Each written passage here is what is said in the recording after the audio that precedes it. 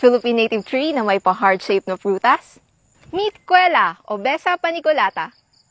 Ang kwela ay native sa Pilipinas at sa iba pang bahagi ng Asia tulad ng Myanmar, Indonesia, Malaysia, Singapore at India. Ilan pa sa local names nito ay Balikaskasan, Batug at Layeng. Ito pa ang iba.